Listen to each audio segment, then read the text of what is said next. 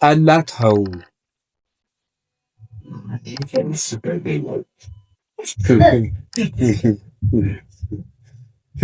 እስካሁን ደህና ነበርኩ አይደል? ምን ነካህ አሉት። እስካሁን ደህና ነበርኩ፣ የሆነ ነገር ነካኝ። እሺ ጠላ ተው፣ አረቂ ተው። አይናችሁ ሞጨሞጨ። ቀላ እኮ ያለ እድሜው አይናችሁ ተያዘ። በቃ እንደ ውራ አየ። ማን ነው እንደዚህ ያደረገ? ጠላ ደማሙ፣ አረቂ ጅሉ። ተው፣ ቀንሱ። ተው፣ እኔ እውነቴን ነው። ኧረ ቄስ ተንዝባዞ መመን ተሸክሞ ሊወስደው ነው እንዴ? ተመልከቱ፣ መጽሐፍ ተመልከቱ እስቲ። በባል ቀነሳ እንጀራ ብሉ እስቲ። ጠላውን ተውና እንጀራ ብሉ። እንጀራው ገበሬም ስለሆናችሁ ብትበሉ ከጎናችሁ ይወድቃል። ጠላ እኮ ውሃ ለገደል አያዝንም ይላል ገበሬ። ሰብሮ ይጥላ አንጎሉ ይበላሻል። እንኳን ክርስቶስ ማንም ተዛ ይለው ውሪቱ ጭንቅላት ሰብሮ እኮ ነው የሚለው። እኔ በበኩሌ እኔ ጠላ በሚጠጣ ሰው በጣም ይደንቀኛል። ለምን መሰላችሁ? እኔ በኩሌ አሁን ብጠጣ አልችልም። ጽድቁን ተውትና ስለማይሆንልኝ አለ አይሆንልኝም። አንድ ብጠጣ ጭንቅላቴን ብሎ እንኳን መጽሐፍ ልመለከት ተሽከርክሬ ነው ሞት። እኔ እንደው አንድ ገንቦ ጨርሶ ፍንክች የማይለውን ሰው አድርገዋል። ሆራ ይመታምኛ እንዴ! ይሩብ ነገር ምን ይበላ ነው እንዴ? እንጀራ እኮ እኔም ጥርጌ ጥረዋለሁ፣ ግን አይሆንልኝም በበኩሌ። ስለዚህ መጽሐፍ ተመልከቱ። በባል መጽሐፍ አንብቡ። በጋራ እየሆናቸው አሁን አንድ የገጠር መርጌታ ባለፈው መጥቶ ፍትሐ ነገሥት ስመለከት ምን ይላል አለኝ። አንዱ በረዶ ሊያስመታን ነው የሆነ መጽሐፍ እየተመለከተ ነው ብሎ ለህዝቡ ፍትሐ ነገሥት እኮ ነው ማለት አይጣል አይደረስ እኮ ነው እንደው። ስለዚህ እንደው ድጓ ቅኔ ቁንቁን የሚባለውን ማዕት በሀገራችን አታምጣብን አላሉ የቆላ ቄስ ይባላል። እና እንደዚህ ያልንሆን ነው። እንደዚያ እንዳንሆን በባል አምስት ተሆኑና ነገሥቱን አንዱ ይመለከታል። አዛችሁ ትሰማላችሁ። አንዱ ያነባል፣ አንዱ ይመለከታል። ዕቃ ቤት ግዙ፣ አዋጣችሁ አትገዙ። ቀነስ እስቲ የሁለት ወር አረቄ ተውና ፍትሐ ነገሥት ግዙ። ከዛ በኋላ ጥያቄ ሲኖራችሁ ደግሞ እዚህ ያልመልሳል። ስለዚህ መጽሐፍ ተመልከቱ፣ ወንጌል አንቡ፣ መጽሐፍ ቅዱስ በቀን አንዳንድ ምዕራፍ ተመልከቱ ለህዝቡ። ከዚያዎች ምን ትለውጣላችሁ? ምን ትጠቅማላችሁ? አንተም ውጪያው የምት የሰው አብነቱ እናንተ ናችሁ። መሰጽያው ለሳ በምን ትንከይጨስኑ ሰው አልጫ ከሆነ ግን በምን ያጣፍጡታል? በእግር ከመረገጥ ወጥቶ ከመውደቅ በቃ። እንደዚሁም ሁሉ እናንተ ካላስተማራችሁ ማን ሊያስተምረው ነው? መቅረዝ ራሱ ከጨለመ ማን ያበራላል? ምላጭ ካበጠ በምን ይበጡታል? ውሃ ቢያልቅ በምን ይወጣል? ይላል የገጠር ሰው። ውሃ ካለቀ በምን ይዋጥ? ውሃ የሌላ ማዋጫ ነው። ስለዚህ አስተምሩ። ከዚያሳ ደግሞ አስተምሮ ምን ማለት ማቁረብ። ብዙ ጊዜ ግን እየተማረ ለምንድነው እንደማንለወጥ እንገራችሁ?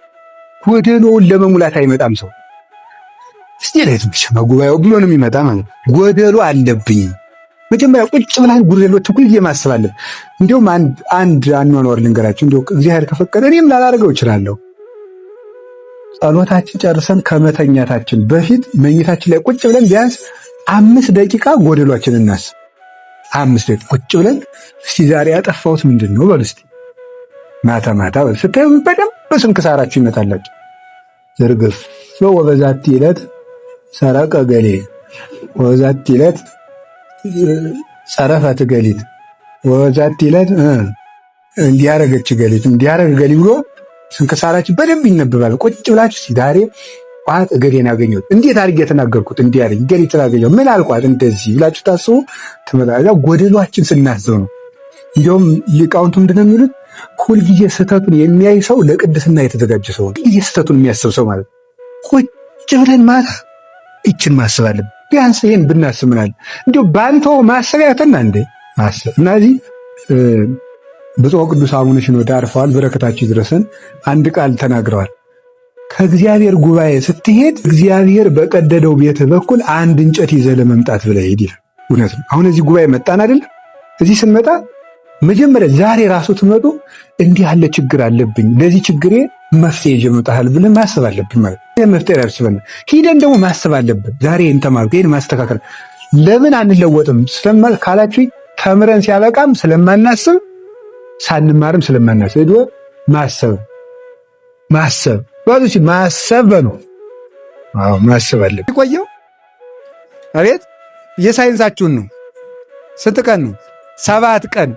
ሌላ ግን የባሰ ነገር ልንገራችሁ፣ የእግዚአብሔርን ውለታ እንድታውቁ ነው። ሳይንስ እንደሚለው ሰው ከ3 ቀን በላይ እንቅልፍ ቢያጣ ያብዳል ይላል። የግር መልኩ መምለክ ይሄን አውቃችሁ ታውቃላችሁ? በእንቅልፍ አሁን እግዚአብሔርን አመስግኖትም ያውቃል።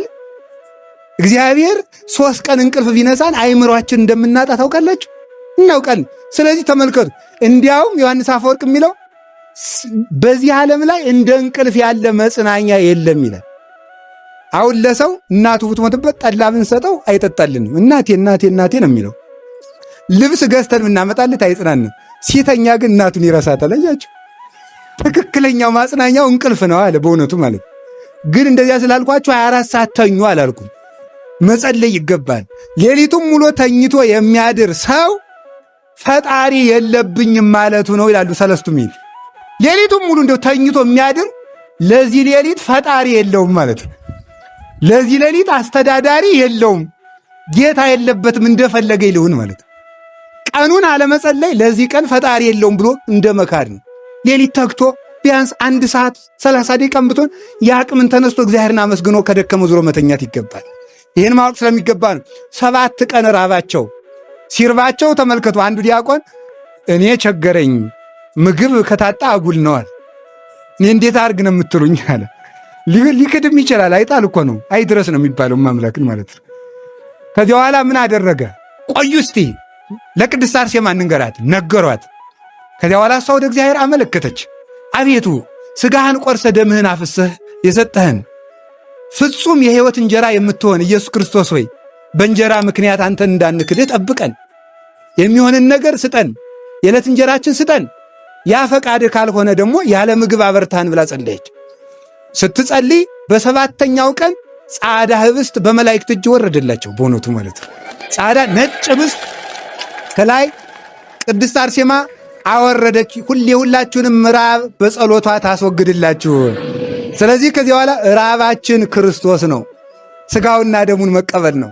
ያንን እንድንቀበል በጸሎቷ ተጠብቀን ከዚህ በኋላ ተመልከቱ አወረድላቸው። ሲወርድ ምን ታደርጋላችሁ? አሁን 7 ቀን ጦማችሁን ሰንብታችሁ እንጀራ ከች ቢልም ታደርጋላችሁ።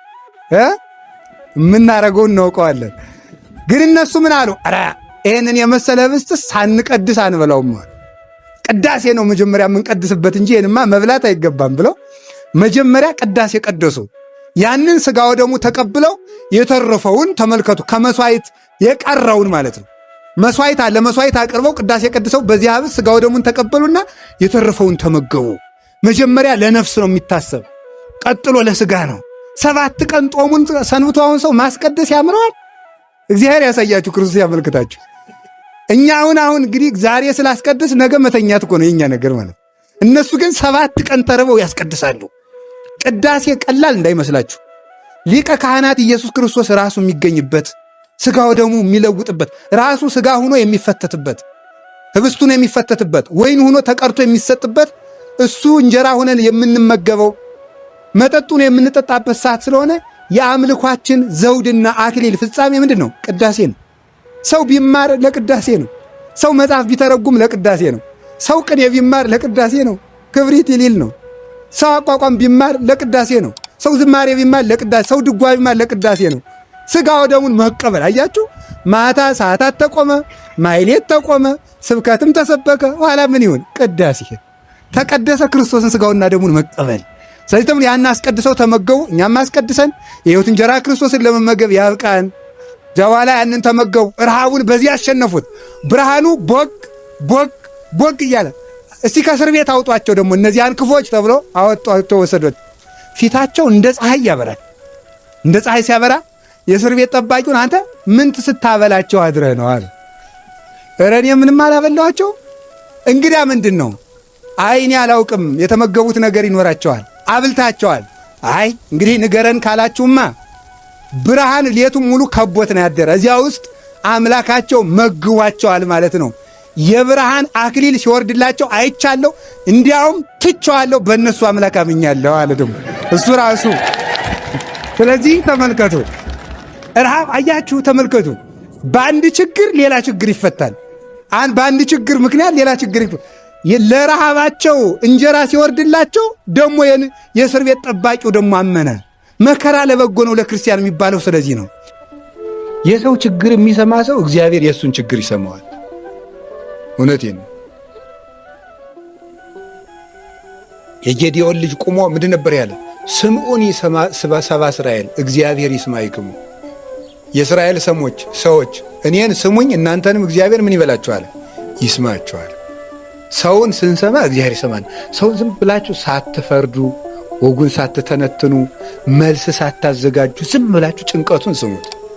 ያ እኛንም የሚሰማ ሰው ይጥልልናል። መድኃኒዓለም የሰው ችግር መስማት፣ የቤተ ክርስቲያንን ታሪክ መስማት፣